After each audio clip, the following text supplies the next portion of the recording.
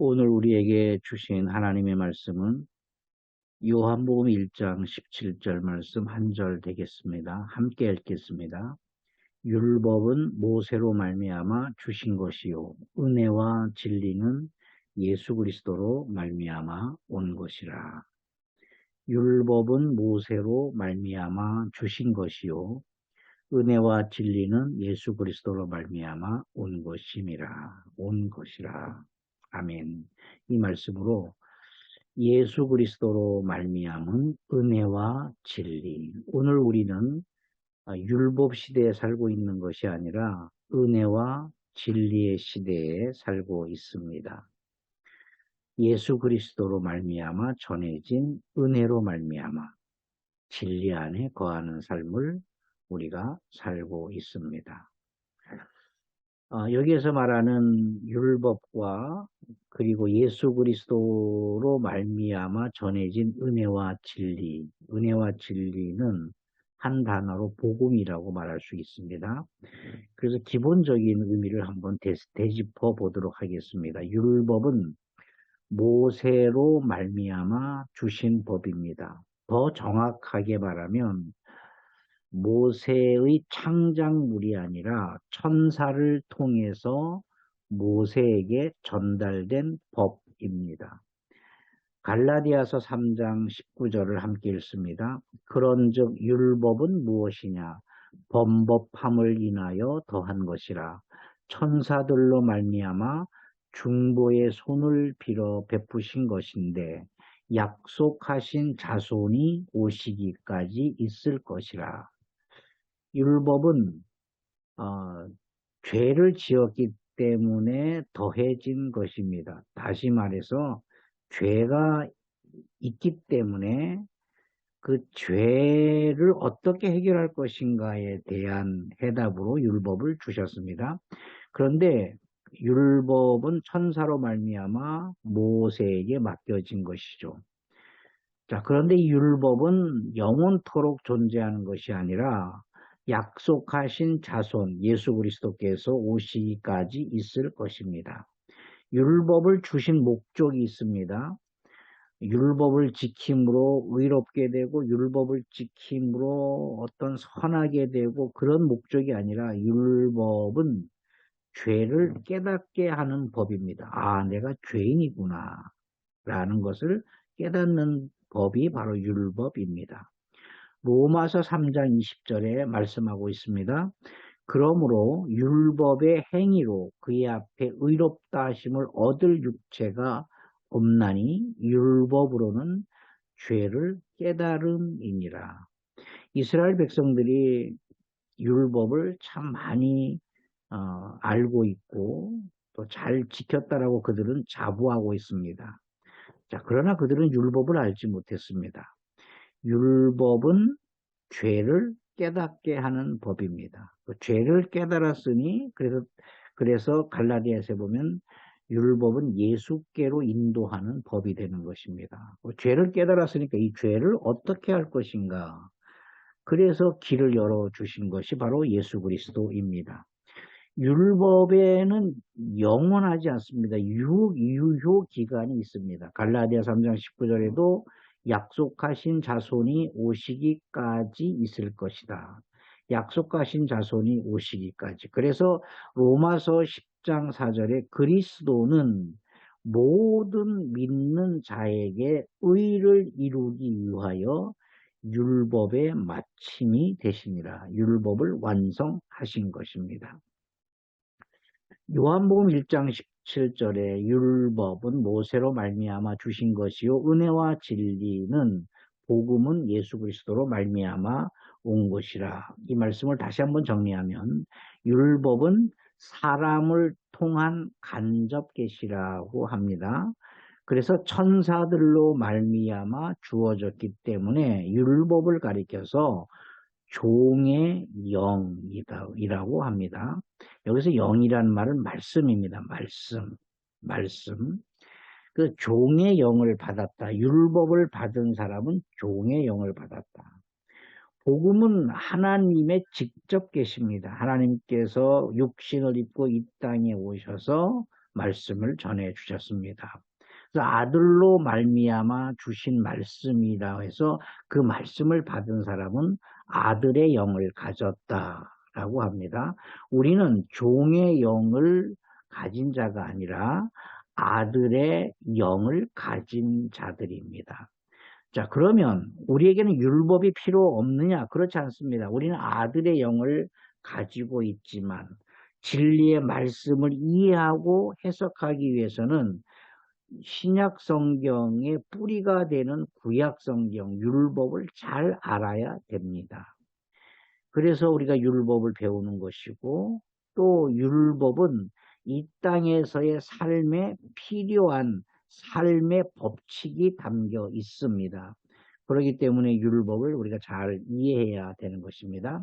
로마서 8장 15절입니다. 너희는 다시 무소하는 종의 영을 받지 아니하고 양자의 영을 받았으므로 우리가 하나님을 아바 아버지라고 부르짖느니라. 하나님을 아바 아버지라고 부르짖느니라. 아바라는 말을 이제 새롭게 번역한 성경은 아빠라고 했습니다. 하나님을 아빠 아버지라고 부르짖는다. 이거 번역을 잘 하기도 했지만 또 다른 한편으로는 좀 미흡함이 있습니다. 아바라는 말은 우리의 근본입니다. 근본. 내가 아버지라고 부를 수 있는 근본. 내가 하나님을 아버지라고 부를 수 있는 근본을 하나님께서 만드셨다. 그게 아바의 의미입니다. 아바의 의미. 어머니 뱃속에서 우리를 지으시고 그것을 시편에서는 신묘막측하다. 헤아리 인간의 지식으로는 어떻게 어머니 뱃속에서 나를 지으셨고 하나님께서 나를 아셨다라는 것. 어머니 뱃속에서부터 그 전만한, 전보다도 작은 그렇게 우리가 시작이 되었는데 세포 분열이 일어나서 오늘날 우리의 모습으로 일정한 규칙에 의해서 오늘 우리의 모습, 남자로서 여자로서 우리의 모습으로 인생으로 태어나게 하신 것은 과학으로 증명할 수 없고 과학으로 만들어낼 수가 없는 하나님의 계획, 하나님의 창조의 계획이죠. 신묘막측한 것입니다. 그것을 고백하는 것, 내 근본을 있게 하신 것, 그것이 바로 아바의 뜻입니다. 로마서 8장 15절에 아바, 아버지라 부르짖느니라. 히브리서 10장 27절 29절에 모세의 법을 폐한 자도 두세 증인을 인하여 불쌍히 여김을 받지 못하고 죽었거든. 하물며 하나님의 아들을 밟고 자기를 거룩하게 한 언약의 피를 부정함으로 여기고 은혜의 성령을 욕되게 하는 자의 당연히 받을 형벌이 얼마나 더 중하겠느냐 너희는 생각하라. 그러니까 율법을 범한 사람보다 더 중한 벌이 복음을 믿지 않는 것입니다. 이제 우리가 이 세상 사람들이 하나님의 심판대 앞에 서는 것은 너 율법을 지키지 않았구나가 아닙니다. 율법을 지키지 않았기 때문에 율법을 몰랐기 때문에 하나님의 심판대 앞에 서는 것이 아니라 복음을 믿지 않았기 때문에 그 이유로 하나님 앞에 하나님의 심판을 받게 되는 것이죠. 율법이 무섭냐? 복음이 무섭냐? 예, 복음이 무섭습니다. 왜 그러냐면 율법은 과정입니다. 과정이에요. 식물이 자라는 과정처럼 나무가 자라는 과정처럼 어린아이들이 자라는 과정처럼 그래서 곁길로 갈지라도 과정이다. 말을 안 들었을지라도 과정이라 생각하고 참고 인내하는 것입니다. 그러나 복음은 결과입니다. 더 이상의 결과물은 존재할 수가 없습니다. 이 결과물을 먹지 않고, 이 결과물을 마시지 않고, 이 결과물을 믿지 않고, 이 결과물 안으로 들어오지 않고, 그것을 인정하지 않으면 더 이상의 용서는 없다라는 것입니다. 물론 우리의 인생 기간 동안에 끊임없이 하나님은 기다리시고 기다리시고 기다리시고 계십니다. 네, 그러나 중요한 것은 율법은 과정입니다. 과정입니다. 그래서 내가 율법을 지켰다라고 해서, 율법의 조항을 지켰다라고 해서 우리가 위대한 사람이거나 위대한 신앙인이 되는 것은 아닙니다.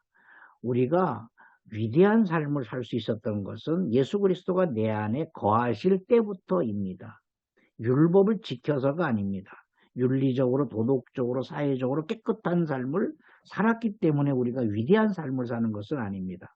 비록 우리의 삶이 냄새나고 더럽고 추할지라도, 율법을 알지도 못하고 율법을 지키지도 못했을지라도, 예수 그리스도께서 내 안에 거하시는 그 순간부터 우리의 삶은 아직 변화되지 않았지만, 우리의 환경은 그대로 있지만, 예수 그리스도께서 내 안에 거하심으로 말미암아 우리의 삶은 위대한 여정이 시작된 것입니다. 바로 결과물을 우리가 갖고 있는 것입니다. 인간이 아닌 하나님께서 직접 주신 결과물을 우리가 품고 우리가 살아가는 것입니다. 율법은 모세를 통하여 주신 말씀입니다. 그렇기 때문에 사람을 통해서 주신 간접 계시라고 우리가 말할 수 있고, 율법의 목적은 죄를 깨닫게 하는 것입니다. 예수께로 인도하는 몽학선생, 법인 것입니다. 로마서 3장 19절 20절입니다.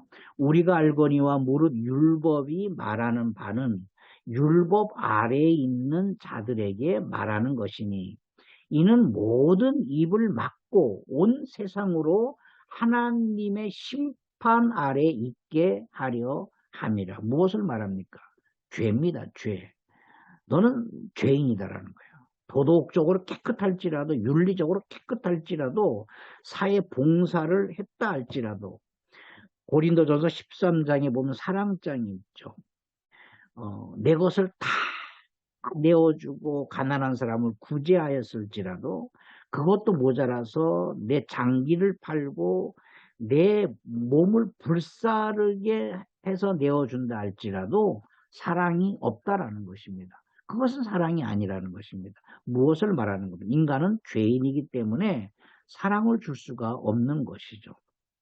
모든 사람이 하나님의 심판 아래 있게 하려는 목적이 바로 율법입니다. 율법. 그러므로 율법의 행위로 그의 앞에, 예수 그리스도 앞에 의롭다 하심을 얻을 육체가 없습니다. 율법으로는 죄를 깨달음이니라. 내가 죄인이구나. 내가 씻을 수 없는 죄인이구나. 어떤 큰 죄를 지었기 때문이 아닙니다. 인생 자체가 죄인입니다. 태어남 자체가 죄인입니다. 도덕적인 것을 어기고 윤리적인 것을 어기고 세상 시민법을 어겼기 때문에 죄인이 아닙니다. 인생 자체가 죄인입니다. 하나님 앞에 나아갈 수가 없는 죄인입니다. 하나님과 격이 다른 죄인입니다.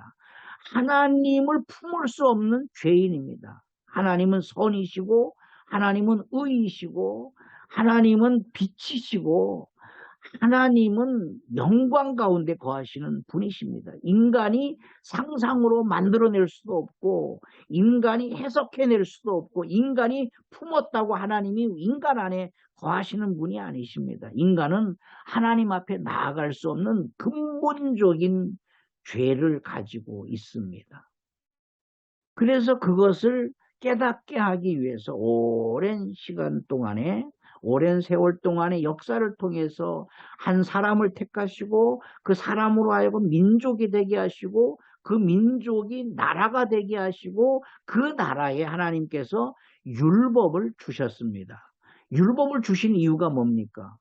너희는 죄인이라는 겁니다. 죄. 이 죄를 어떻게 해결할 것인가? 그래서 그 죄를 해결하는 방법은 복음밖에는 없습니다.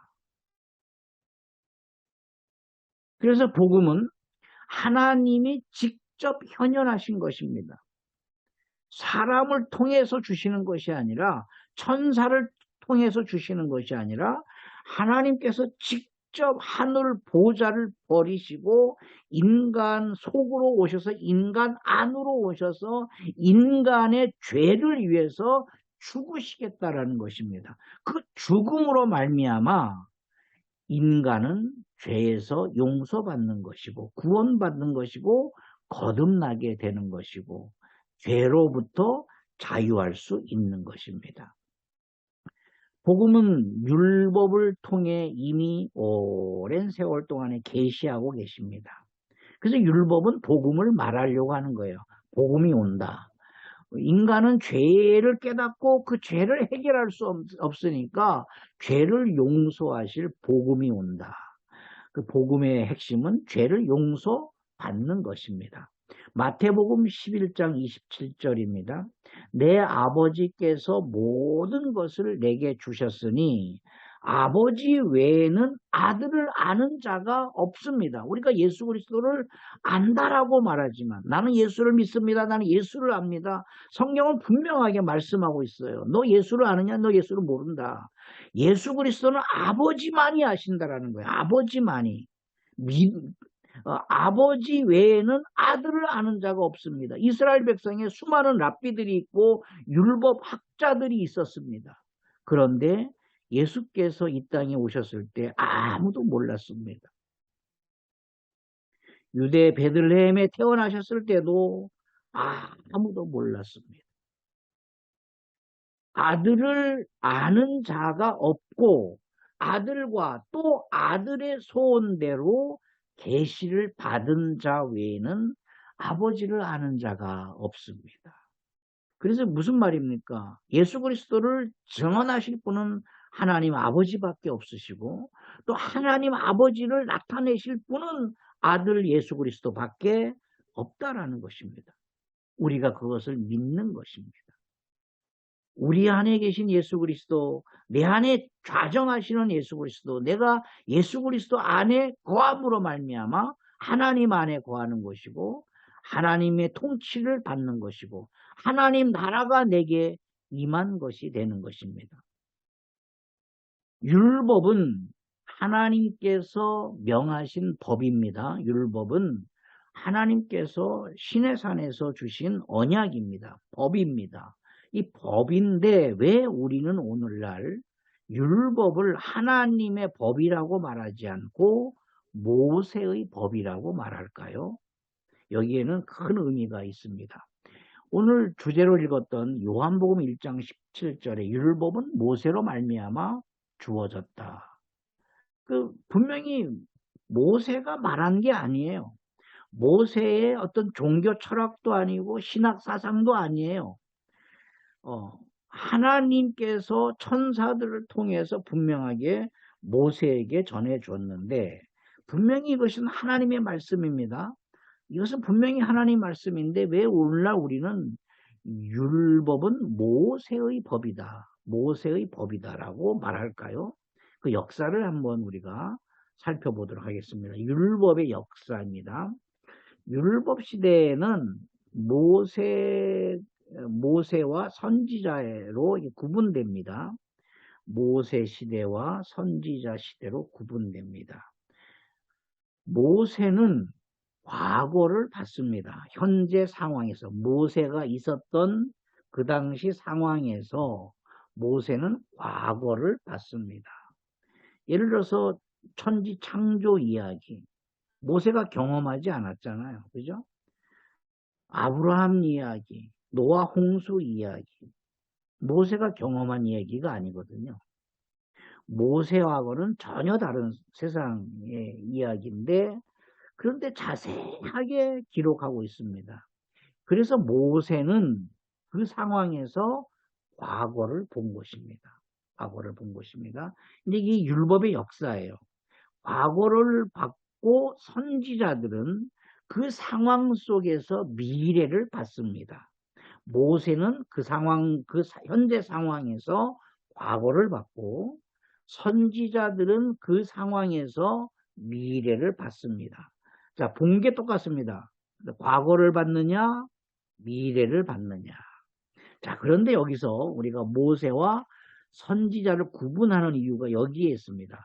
모세는 과거를 어떻게 받느냐? 문헌을 통해서 받습니다. 천지 창조 이야기, 문헌을 통해서 받습니다. 아담의 족보의 책이니라 창세기 5장에 나옵니다. 책입니다. 책입니다. 창세기 2장에 천지 창조의 대략이 이러하니라 기록되어 있다라는 겁니다. 기록되어 있습니다. 그것을 봤다라는 겁니다. 그 기록문을 본 것입니다. 자, 그런데 선지자들은 다릅니다. 선지자들은 그런 미래를 어떻게 봤을까? 사도 요한은 반모섬에서 요한계시록을 기록했는데 어떻게 기록했을까? 우리가 잘 이해하지 못하는 그 미래 세계에 펼쳐질 것들을 어떻게 봤을까? 그리고 선지자들은 아직 벌어지지 아니하는 세계를 어떤 도시가 망할 것이다. 어떤 나라는 망할 것이다. 흥황할 것이다. 아직 이루어지지 않는, 아직 도래하지 않는 미래 세계를 어떻게 알 수 있었을까요? 그것은 하나님의 계시입니다. 자, 과거를 받고, 그러니까 모세와 선지자는 현 상황이 아닌 과거를 얘기하고 미래를 얘기하지만 그것을 바라본 방법은 다르다는 겁니다. 모세는 문헌을 통해서 봤고, 예를 들어서 창세기 1장과 창세기 2장의 내용이 약간 다릅니다. 약간 다릅니다. 어떤 자유주의 학자는 창세기 1장과 2장은 합쳐도 된다. 뭐 이렇게 얘기하는 사람도 있습니다. 그건 잘못된 것입니다. 왜 약간 다르냐면 다른 문헌을 이렇게 합쳤기 때문에 그렇습니다. 여러 가지 다양한 문헌들이 있었습니다. 그 문헌을 봤습니다. 기록했습니다. 인류가 시작하면서 언어를 주셨고 하나님께서 언어를 주셨고 그 언어를 기록할 수 있는 문자를 주셨습니다. 아담 같은 경우는 아담 시대에 이미 에덴 동산에 동서남북이라는 개념이 있었습니다. 아담이 알았던 것이죠. 깨달은 것이죠. 하나님이 주신 지혜로 알았던 것이죠. 아담은 어떤 원시인이 아닙니다. 비록 옷은 벗고 있었지만 그는 원시인이 아닙니다. 하나님의 형상과 하나님의 모양으로 하나님을 닮은 천지를 창조하신 하나님의 지혜를 닮은 아담입니다. 아직 죄가 없던 시대, 죄가 묻지 않았던 시대입니다. 인간의 뇌는 몇 %밖에 사용하지 못한 이런 시대의 죄 때문에 이런 시대에 우리가 살고 있지만 아담의 뇌는 거의 뭐 다 사용할 수 있을 만큼의 뇌를 가지고 있었습니다. 짐승들을 명령할 수가 있었고 짐승들을 꿰뚫어 볼 수 있는 능력이 있었습니다. 사물을 꿰뚫어 볼 수가 있었습니다. 아담은 언어를 가지고 있었습니다. 언어는 하나님께서 주셨습니다. 또 그 언어를 글로서 써낼 수 있는 문자를 아담은 가지고 있었습니다. 창세기 1장 내용을 자세히 보세요. 첫째 날에 무엇을 만들었고 둘째 날에 무엇을 만들었고 셋째 날에 무엇을 만들었고 이것을 가장 가까이에서 경험한 사람이 누굴까요? 모세가 아니에요. 모세는 오랜 세월 이후의 사람이에요. 누굽니까? 아담입니다. 아담. 하나님께서 내가 이렇게 세상을 창조했다라는. 그래서 창세기 5장에 아담의 책이 나옵니다. 아담의 책. 단순히 그건 족보에 관한 것만 나오지만 역사를 기록한 것이죠. 하나님은 역사를 기록하게 하셨습니다. 그래서 히스토리아, 하나님의 역사라고 하지 않습니까? 그런 문헌들을 잘 보관하여서 후손들에게 물려주었고 그 문헌을 아브라함 가문이 가지고 있었습니다. 살아있는 믿음. 하나님은 죽은 자의 하나님이 아니라 아브라함의 하나님, 이삭의 하나님, 야곱의 하나님. 하나님은 죽은 자의 하나님이 아니라 산 자의 하나님이다. 살아있다라는 게 뭘까요? 그 중에 하나가 문헌을 가지고 있는 것입니다.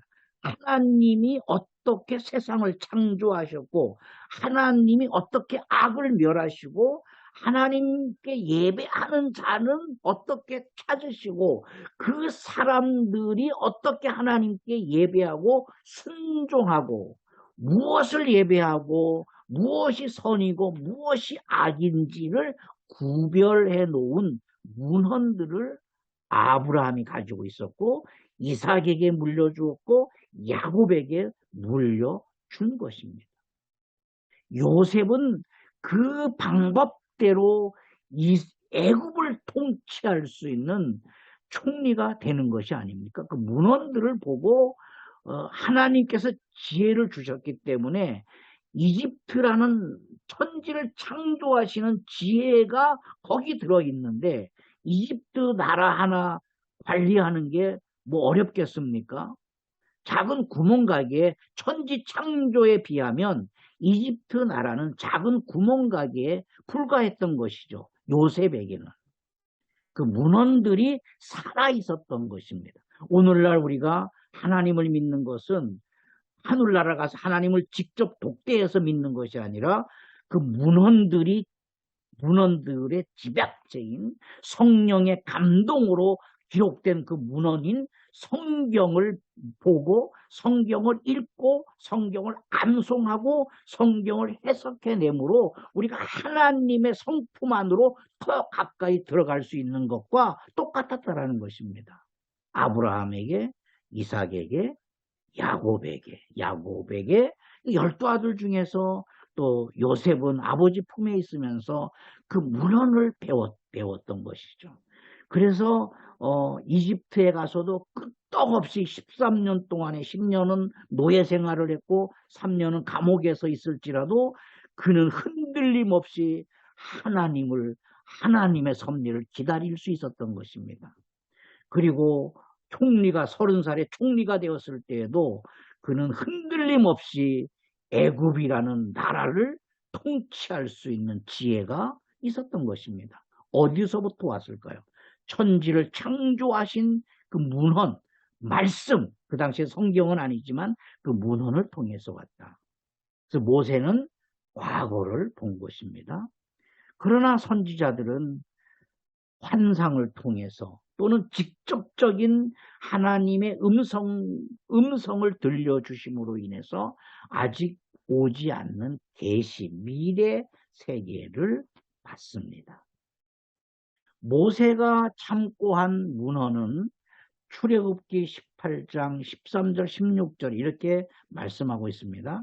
이튿날 모세가 백성을 재판하느라고 앉아있고 백성은 아침부터 저녁까지 모세 곁에 서 있는지라. 모세의 장인이 모세가 백성에게 행하는 모든 일을 보고 이르되, 내가 이 백성에게 행하는 이 일이 어찌 됨이냐? 어찌하여 내가 홀로 앉아있고 백성은 아침부터 저녁까지 내 곁에 서 있느냐? 모세가 그의 장인에게 대답하되, 백성이 하나님께 물으려고 내게로 오미라. 그들이 일이 있으면 내게로 오나니 내가 그 양쪽을 재판하여 하나님의 율례와 법도를 알게 하나이다. 아직 성문법, 율법, 모세로 말미암아 주어진 성문법인 율법이 주어지기 전인데도 하나님의 율례가 있었고 하나님의 법도를 있었다라는 겁니다. 그것을 기준하여서 모세는 백성들을 재판했고 백성들을 가르쳤다라는 것입니다. 모세는 아직 율법을 받기 전이었는데 그 백성들에게 알린 하나님의 율례와 법도는 무엇일까요? 모세는 과거를 봤다고 했습니다. 과거를 본 내용이 뭐냐면 창세기의 내용입니다. 모세 이전 시대의 내용입니다. 인류가 어떻게 시작했고 하나님이 어떻게 역사하셨고 그 모세 이전 시대를 본 것입니다. 과거를 보는 방식이 문헌을 통해서 이미 기록된 문헌이 있었다라는 것입니다. 우리가 자꾸 진화론적 사고로 성경을 보면 아담 시대는 원시인이라고 생각을 합니다. 그렇지 않습니다. 하나님입니다. 하나님이 당신의 형상과 당신의 모양대로 만들었습니다. 개의 본질은 개입니다. 원숭이의 본질은 원숭이입니다. 그냥 원숭이는 원숭이로 만드는 거고 사자의 본질은 사자입니다. 사자의 원형이 없어요. 사자는 처음부터 사자입니다. 그리고 이 지구가 종말할 때도 사자는 사자로 끝납니다. 원숭이는 처음부터 원숭이입니다. 이 지구가 종말이 와도 원숭이는 원숭이로 끝나는 것입니다. 자, 그러나 사람은 무엇인가를 보고 만들었다라는 겁니다. 사람의 본질은 하나님입니다. 하나님을 보고 하나님처럼 만들었습니다. 하나님을 닮게 만들었습니다. 하나님과 성향이 같게 만들었습니다. 하나님과 사랑할 수 있는 관계, 가족 관계로 사람을 만들었습니다. 자, 그러니까 사람을 감히 짐승과 비교할 수 있겠습니까? 천지를 창조하신 하나님의 지혜와 지각과 명철이 아담에게 다 담겨 있는 것입니다. 이미 그렇게 인류가 시작될 때부터 완벽한 언어를 가지고 있었습니다. 하나님을 완벽하게 찬양할 수 있었고 하나님의 무한하신 그 사랑, 무한하신 경륜, 무한하신 섭리를 이해할 수 있는 지각을 아담은 가지고 있었던 것이죠. 그것을 글로 써서 후손들에게 전달할 수 있는 문자도 동시에 하나님으로부터 받은 겁니다. 인간이 노력해서 얻은 것이 아닙니다. 저 밀림지대에 가면 옷을 벗고 사는 사람들이 지금도 있습니다. 옷을 벗고 살아요. 그들에게는 문자가 없습니다. 자, 그런데 신기하게 그들에게는 완벽한 언어가 있다는 사실이 놀랍지 않습니까? 아니, 옷을 벗고 살고 영화에 보면은 콜라병이 하늘에서 누가 비행기 타고 가다가 콜라 마시고 떨어뜨려서 버렸어요. 그것이 부시맨에게 떨어진 거 아닙니까? 그 부시맨들이 모여서 야, 하늘에서 떨어졌다. 이 콜라병을 가지고 얼마나 귀중한 거니까 이 콜라병을 주인에게 돌려줘야 된다. 그래서 한 부시맨 대표로 콜라병을 가지고 주인을 찾아 떠나는 것이 영화로 재밌게 극화되어 있지 않습니까? 자, 그런데 그들이 막 회의하고 토의할 때 보면 완벽한 언어 체계를 가지고 있었습니다. 과거, 현재, 시제도 가지고 있었습니다. 미래형 시제도 가지고 있었습니다. 어떻게 그들이 무식한 그들의 콜라병도 알 수 없는 그들에게 어떻게 완벽한 언어를 가지고 있었을까요? 그것은 하나님께서 주신 언어입니다. 아담이 그렇게 완벽한 언어를 가지고 있었을 뿐 아니라 문자도 가지고 있었다. 이미 기록된 문헌에 보면 하나님의 율례와 법도가 있었습니다. 아브라함이 아들에게, 아들 이삭이 또 그 아들 야곱에게 물려주는 믿음의 법칙이 하나님의 율례와 법도를 기준하여서 이렇게 하나님 기준을 물려준 것입니다. 그래서 이것을 율례와 법도를 율법이 있기 전에 비공식 성문법이라고 우리는 말하고 있습니다. 과거에는 이 말을 쓰지 않았는데 이제는 그 말을 써도 되는 시대가 왔습니다. 율법이 있기 전에 모세가 시내산에서 언약을 받기 전에 성문법이라는 율법을 받기 전에도 이미 믿음의 사람들은 어떻게 예배해야 되는지 어떻게 내가 만난 하나님을 기록하였다라는 겁니다. 아브라함은 아브라함대로 기록하였고 노아는 노아대로 기록하였고 그러니까 여러분 노아가 얼마나 많은 것을 기록했는지 아세요? 1년이 넘도록 물 위에 떠 있었습니다. 노아는. 그래서 어느 날 갑자기 배가 어느 산에 딱 닿습니다. 딱 닿습니다. 그 산은 민둥산이에요. 왜냐면 물이 이제 다 이렇게 바위만 남았던 산이죠. 높은 산들은 바위만 남아 있는 게 노화 홍수로 인하여서 흙이 다 쓸려 내려왔기 때문에 지금 현대에 있는 높은 산들은 바위만 남아 있는 것입니다. 뼈대만 남아 있는 것이죠. 그래서 그 배가 딱 닿습니다. 첫 마디가 뭔지 아세요? 아라라산이네. 딱 이렇게 말하는 겁니다. 이 산을 아라라산이라 하자 이렇게 말한 게 아니에요. 산 이름이 이미 있었다라는 겁니다. 노아는 알고 있었어요. 쿵 다니까 나가 보니까 이 산이 아라라산이네. 이미 이름이 있어. 그 높은 산에도 이미 다 이름이 있었다라는 겁니다. 무엇을 말하는 겁니까? 문헌이 있었다라는 거. 완벽한 문헌이 있었고 그것이 그 문헌 중에는 하나님을 어떻게 예배하고 하나님을 어떻게 섬겨야 될지 노아가 방주에 짐승을 드릴 때 성결한 짐승, 부정한 짐승. 아직 율법이 성문법인 율법이 있기 전에도 이미 무엇이 정결한 짐승이고 무엇이 부정한 짐승인지를 노아는 이미 그 문헌을 통해서 알 수 있었다라는 것입니다. 모세가 참고한 과거 문헌 창세기 26장 4절 5절에 보면 내 자손을 하늘의 별과 같이 번성하게 하며 이 모든 땅을 내 자손에게 주리니 내 자손으로 말미암아 천하 만민이 복을 받으리라. 이는 아브라함이 내 말을 순종하고 내 명령과 내 계명과 내 율례와 내 법도를 지켰음이니라 하시니라.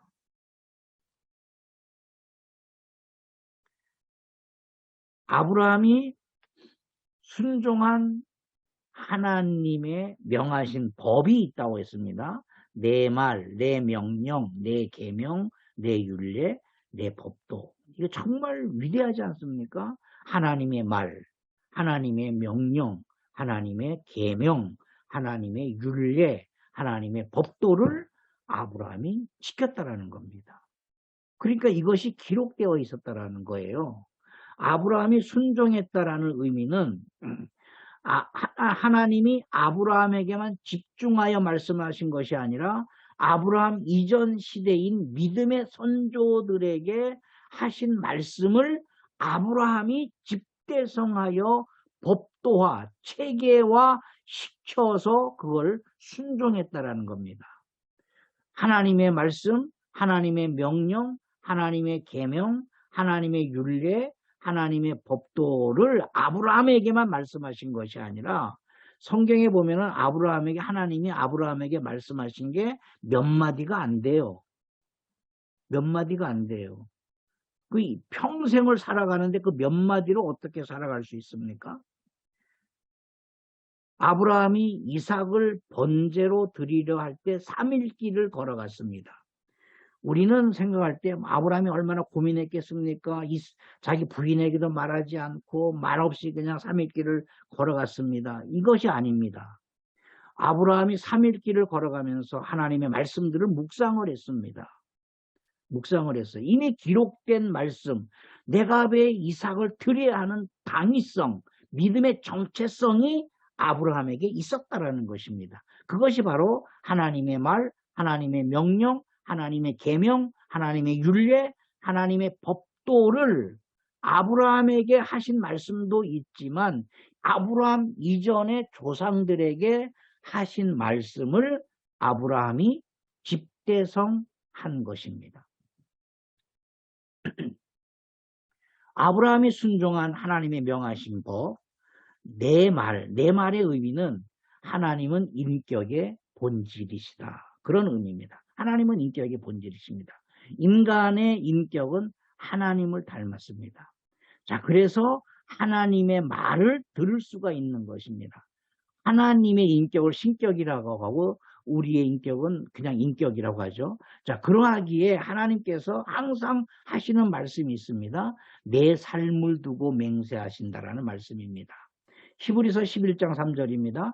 믿음으로 모든 세계가 하나님의 말씀으로 지어진 줄을 우리가 아나니 보이는 것은 나타난 것으로 말미암아 된 것이 아니니라. 믿음으로 모든 세계가 하나님의 말씀으로 지어졌다라는 겁니다. 시작이 하나님의 말씀이라는 겁니다. 그것은 하나님의 인격으로부터 나오는 것이고 인간은 그 인격을 닮았다라는 것입니다. 민수기 14장 28절에 여호와께서 여호와의 말씀에 하나님 내 삶을 두고 맹세하노라. 내 삶이 누굽니까? 인간의 삶이 아니라 모세의 삶이 아니라 하나님의 삶을 두고 맹세한다. 하나님의 삶이 어디 있습니까? 있다라는 것입니다. 있습니다. 스바냐 2장 9절에 나의 삶을 두고 맹세한다. 하나님의 삶을 두고 맹세한다. 에스겔 17장 19절에 나의 삶을 두고 맹세한다. 하나님의 삶입니다. 내 말은 하나님 그 자신을 말하는 것입니다. 자, 그렇다면 내 명령은 하나님의 말씀을 받은 사람은 교훈으로서가 아니라 명령입니다. 그냥 지켜도 되고 안 지켜도 되고 지키면 좋은 거예요가 아니라 하나님의 말씀은 나에게 주시는 명령입니다. 하나님의 명령입니다. 명령은 종교적 선택이 아니라 생명과 죽음을 결정하는 것입니다. 선악과 열매를 먹지 말라. 먹으면 독이 있다. 그렇기 때문에 무슨 바이러스가 내 몸에 들어간다. 아플 것이다. 이런 얘기가 아닙니다. 선악과를 먹지 말라. 이유가 없어요. 먹으면 너는 죽는다라는 겁니다. 명령입니다. 명령. 신명기 30장 19절입니다. 내가 오늘 하늘과 땅을 불러 너희에게 증거를 삼노라. 내가 생명과 사망과 복과 저주를 내 앞에 두었은즉 너와 내 자손이 살기 위하여 생명을 택하는 겁니다. 기독교를 택하면 좋습니다. 예수를 믿으면 좋은 일이 많이 생깁니다. 그런 개념이 아닙니다. 예수를 믿으면 사는 것이고 예수를 안 믿으면 저주를 받는 것입니다. 심판을 받는 것입니다. 내 명령은 나에게 계명이 되는 것입니다. 하나님의 말씀을 받은 사람이 명령으로 지키면서 계명으로 발전시키는 것입니다. 명령은 개인에게 주신 말씀이지만 그 말씀을 공동체가 가족 구성원이 또는 공동체가 함께 지키기 위해서 계명으로 성문화되는 것, 발전시키는 것, 성문법이 된 것입니다. 내 율례는 계명을 다시 성문화시킨 것입니다. 돌비에 새기고 다음 세대에 전달하기 위한 비공식 성문법이라고 합니다. 데살로니가전서 2장 13절입니다. 이러므로 우리가 하나님께 끊임없이 감사함은 너희가 우리에게 들은 바 하나님의 말씀을 받을 때 사람의 말로 받지 아니하고 하나님의 말씀으로 받음이니 진실로 그러하도다. 이 말씀이 또한 너희 믿는 자 가운데 역사하느니라. 역사를 어떻게 합니까? 기록해서 넘겨줘야 되는 것이죠. 기록해서 물려주어야 된다라는 것입니다. 내 율례는 법도로 발전을 합니다. 법은 말 그대로 법입니다. 하나님 말씀을 개인이 받았을 때 그 말씀을 명령으로 받았고 그 명령이 개인적인 차원을 넘어 공동체적인 명령으로서 계명이 되게 하였고 계명을 다음 세대에 전하기 위해 성문화된 율례를 만든 것을 통틀어서 법도, 하나님의 법도라고 하는 것입니다. 그래서 모세가 참고한, 모세는 과거를 봤는데 모세가 참고한 과거 문헌은 이러한 법도들입니다. 창세기 26장 4절 5절입니다. 내 자손을 하늘의 별과 같이 번성하게 하며 내 모든 땅을 내 자손에게 주리니 내 자손으로 말미암아 천하 만민이 복을 받으리라. 이는 아브라함이 내 말을 순종하고 내 명령과 내 계명과 내 율례와 내 법도를 지켰기 때문이다. 창세기를 구성한 믿음의 선조 율법이 성문화되기 전 역사입니다. 이들을 통해서 하나님의 법도가 모세까지 문헌으로 전달되었습니다. 아담은 아벨에게, 아벨은 셋에게, 셋은 에노스에게, 에노스는 에녹에게, 에녹은 노아에게, 노아는 셈에게, 셈은 아브라함에게, 아브라함은 이삭에게, 야곱에게, 요셉에게. 그리고 이제 창세기 끝이 나면서 모세가 그것을 집대성하여서 성문법, 율법을 만들도록 하나님께서 명하셨습니다. 그래서 믿음의 선조들을 통해서 전해진 법도입니다. 모세는 그 법도의 문헌을 율법으로 완성했고, 그러하기에 율법이 하나님의 말씀임에도 불구하고 하나님의 말씀이라고 말하지 않고 모세의 법이라고 우리가 말하는 것입니다.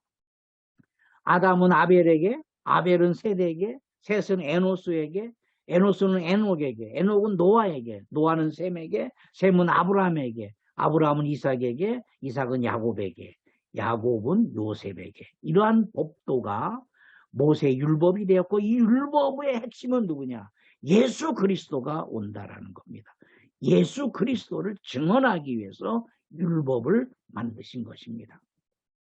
요한복음 1장 17절에 그래서 율법은 모세로 말미암아 주어졌지만 은혜와 진리인 복음은 예수 그리스도로 말미암아 오는 것이다. 이 예수 그리스도를 통하여서 우리가 구원받고 영생을 얻는 것이고 거듭나고 하나님의 존귀한 진리를 우리의 마음에 담고 하나님의 성전으로서 하나님 나라의 한 부분으로서 이 땅을 살아가게 하신 것입니다.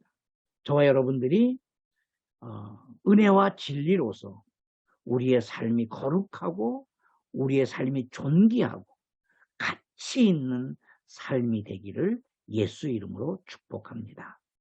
살아계신 아버지 하나님, 아담은 아벨에게, 아벨은 셋에게, 셋은 에노스에게, 에노스는 에녹에게, 에녹은 노아에게, 노아는 셈에게, 셈은 아브라함에게, 아브라함은 이삭에게, 이삭은 야곱에게, 야곱은 요셉에게. 그것이 모세를 통하여서 율법을 맡겨주셨습니다. 오늘 우리는 율법으로 구원받는 것이 아니라 예수 그리스도로 말미암아 우리는 구원을 받고 영생을 얻고 거듭난 삶을 살게 하셨습니다. 하나님, 우리가 존귀한 것은 우리 안에 계신 예수 그리스도, 또 우리 안에 담겨진 진리 때문임을 고백합니다. 우리 안에 담겨진 이 진리를 성령께서 사용하여 주셔서 우리의 삶이 거룩하고 우리의 삶이 존귀해질 수 있도록 아버지 하나님 인도하여 주시옵소서. 예수님 이름으로 기도하옵나이다. 아멘.